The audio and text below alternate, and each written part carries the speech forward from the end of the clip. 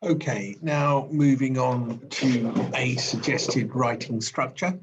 This writing structure, I have to say, is useful for a number of academic subject areas: sociology, psychology, history, most of the essay writing subjects. However, it is always worth checking science subjects, depending on the level of work, whether you're A-level or degree level or higher, will have different rules, I'm afraid. And I would say the other exception is English Lit and English Creative Writing. Always a good idea to take the lead of your subject lecturer. These are generic study skills.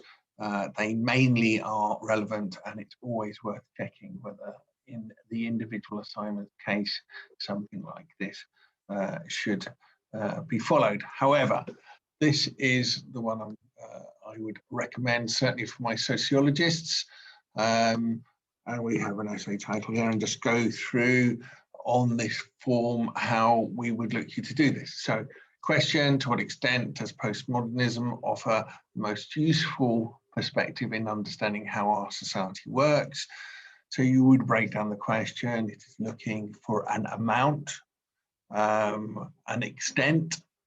It's perhaps looking for a clear definition of what postmodernism is, a breakdown of what it offers compared to other perspectives in terms of our understanding, and so on. So you've got the idea of question analysis. Then work out the subject areas you would run through for each of the subject areas according to that. The subjects, I've listed up to 5. I think 3, maybe 4 would be enough for a 1,000-word essay. More than that if you're looking for more than that. Subject area, the idea, if you remember, of linking to a topic sentence that then introduces the subject having been introduced going through. So that would work there. I have to say, topic sentences can be tricky. You may want to come back to those after you've worked out the topic areas and worked through the rest of this sheet. As we've looked at the introduction, you outline your argument. So to what extent? Talking about postmodernism being useful in this case. Paraphrase the question to question text to demonstrate an understanding of its requirements and make your own notes. So the large extent, the small extent, the non-existent extent, whatever way you want to argue that. Give your essay structure by referring to each topic. So you would look at each topic and point going through, and the paragraph structure runs something like this. Topic sentence introducing the first topic or paragraph. Evidence examples. I'd list those there. Sorry, we seem to have slipped below the page. I will pull us up in a second. But then analysis, breaking down the factual information you've given evidence. Then evaluation through comparison, contrast with another factor that leads to judgment, which also could link back to your claim or argument in the introduction. And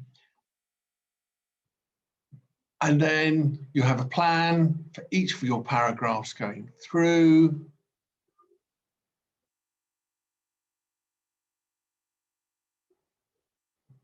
And which you would sum up in a conclusion.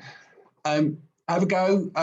Those sociologists, if you do not use this structure, and I mark your work and I'm quite happy, but if your work needs to bring better in terms of structuring essays, I will ask you to plan out to this. But for the rest of you, take and leave it as you wish. This is has been useful for us, but there are many other ways of doing this kind of thing. So